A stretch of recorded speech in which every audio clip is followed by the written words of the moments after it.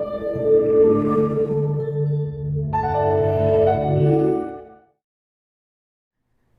work as a manager for unclaimed funds. That means that my job is to connect abandoned monies to its rightful owners. Believe it or not, every major company has one of me.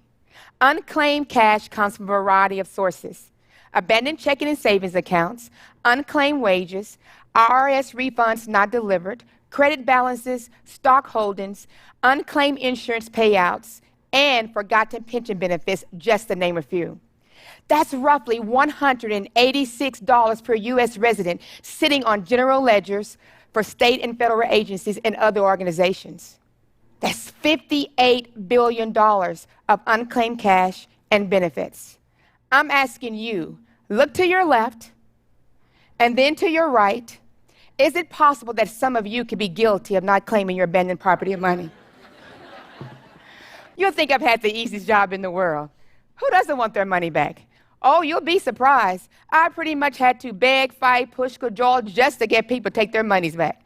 Oh, I know it sounds crazy, and after years of chasing unclaimed owners, it still sounds crazy to me too.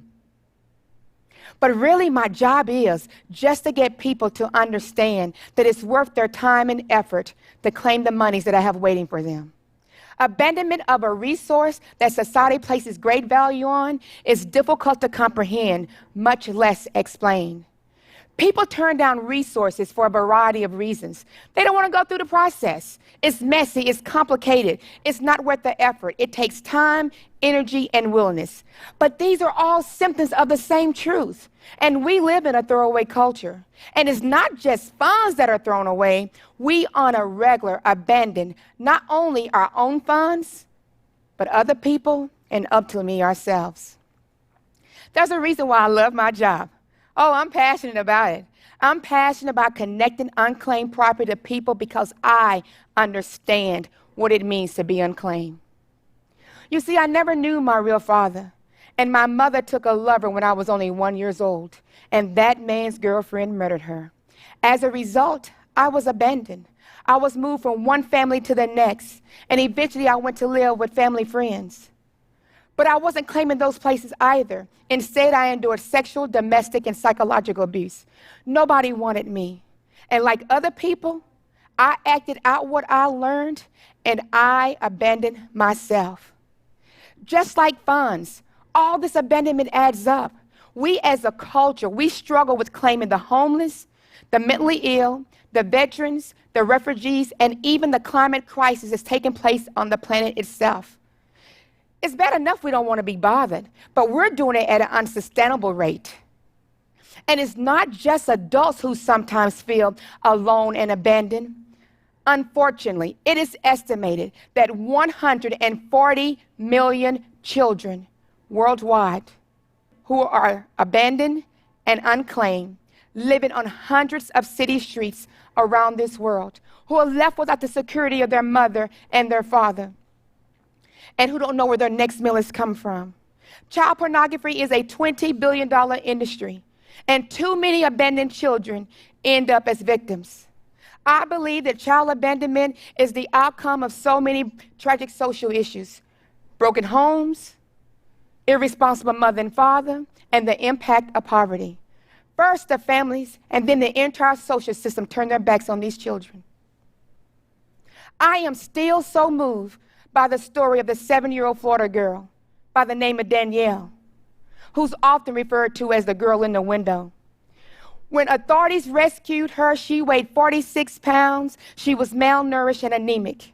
Danielle had never been to school. She had never seen her doctor. She had never felt a hug, and she couldn't talk due to severe neglect. That a doctor wrote the child would be disabled for the rest of her life. And when asked, "How could you let this happen?" the mother replied, "I'm doing the best I can." How is it that we abandon those we say we love? How can a mother neglect her own child?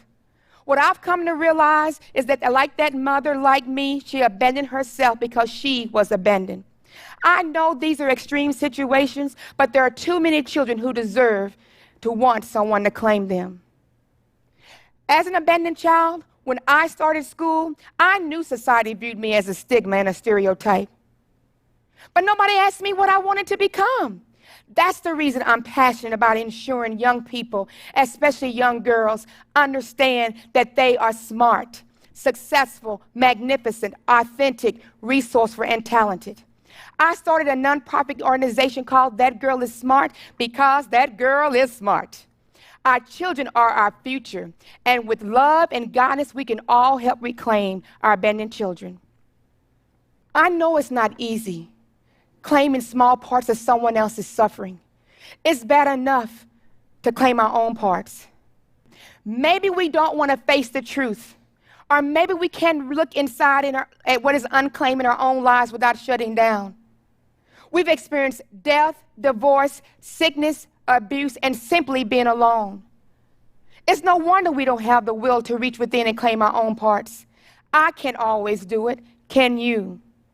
There are people who are willing to kill themselves and to fight to reclaim the lost person within. Suicide is an extreme form of abandonment, and it is currently the 10th leading cause of death in the United States and costs approximately $44 billion annually. And here's a startling statistic. On an average, there are 117 suicides per day in this country. I was almost one of them. I remember as if it was yesterday. On one cool Wednesday morning, I called my guardian and I told her that I was tired of not being loved and I wanted to end my life. And she replied, "Only a fool kills herself." My first thought was, a fool? Oh, she won't get credit for this one. Then I felt angry. And then immediately I took inventory of myself. It wasn't that no one didn't want me. I didn't want me. So how could I ask someone to claim me when I couldn't claim myself? So I started the hard, messy process of getting to know me. It took time, energy, discipline, and perseverance. And when I'd achieved all those things, I still needed compassion. How can I help others if I couldn't help myself? And now that I can help myself, how can I not help others? I believe that we can claim our property, claim others on this earth with us, and claim ourselves. A person's value is just like those funds I spend my workday on trying to reunite with its rightful owners. Some people don't even know the funds are there anyway.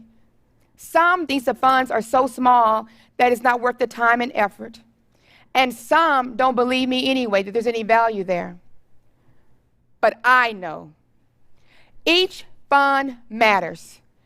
Each has worth, and each have the right to be claimed.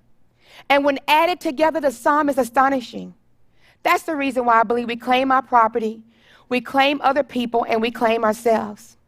So what if we all made it a personal mission to reach out to ourselves, our family, our loved ones, and those outside our immediate circle, and say, yes, I'll claim that part. I challenge each of you, let's abandon abandonment. Let's make this day a safe place of claiming those who've gone unclaimed, disowned, and tossed aside. What if we could enrich each other just by recognizing each other?